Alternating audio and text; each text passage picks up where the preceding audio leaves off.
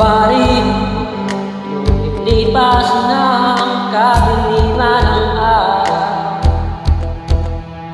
Dahan-dahan pa gumigising at ngayon babawi na. Muntik na nasanay ako sa aking pag-iisa.